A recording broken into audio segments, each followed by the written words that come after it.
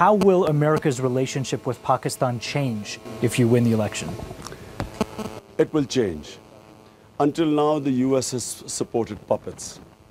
It has basically, General Musharraf was considered, what's the word, a US stooge who did whatever the US wanted him to do. And then Asif Zardari was the NRO through which, this ordinance through which Asif Zardari's corruption cases were waived off and he came to power, was brokered by the US. So they wanted someone, again another puppet, which was Asif Zardari. Now what has the US learned from backing these two people? That puppets do not serve US interests. They, in fact, because of them, there is more anti-Americanism in Pakistan than ever before.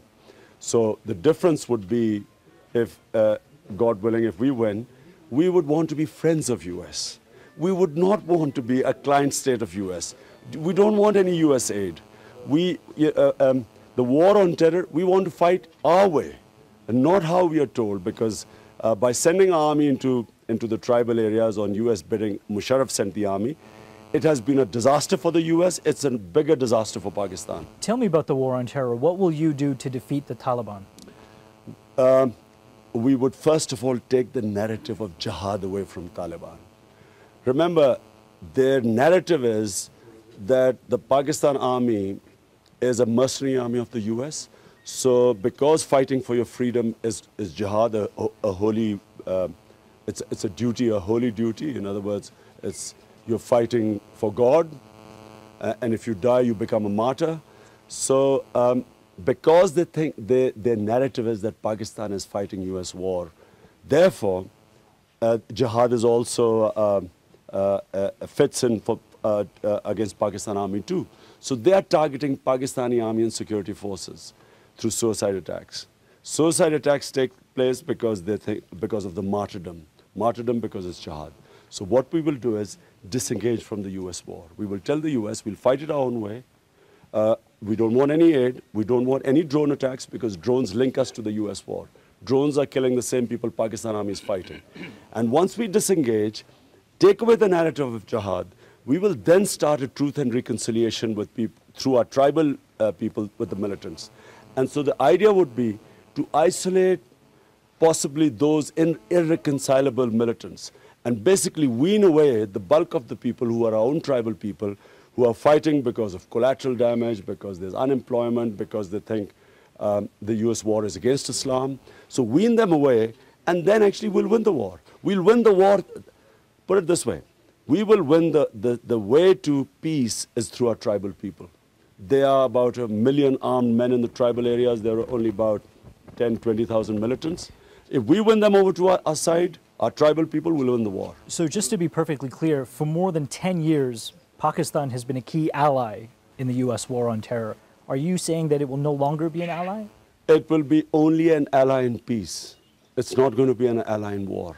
Pakistan, 50,000 Pakistanis have died. This country has been radicalized. We are more insecure than ever before.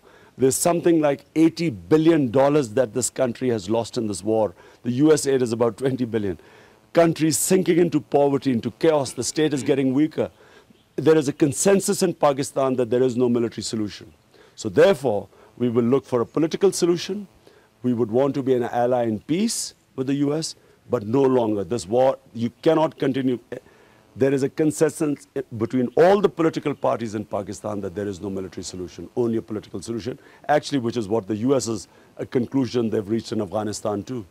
You touched on this earlier, drone strikes. You know, America for a long time has said that these drone strikes are vital towards targeting militants.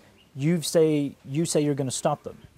If they were so accurate and vital, we should be winning the war. We are not, neither the US is winning in Afghanistan. We certainly are not winning in Pakistan. So what are these drone strikes achieved? If they were, we would swallow the bitter pill that someone can be judge, jury, and executioner, violate our sovereignty, bomb an ally. We are an ally of the US, and this never happened. An ally bombs an ally. So if this was effective, we might have swallowed this bitter pill. It's totally counterproductive. It's caused more militancy.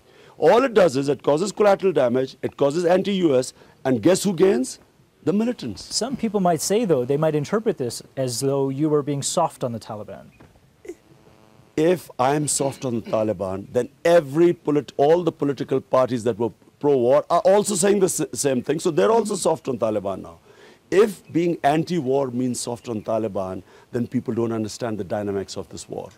And that's why we are stuck. The US is stuck in Afghanistan. We are stuck in our tribal areas.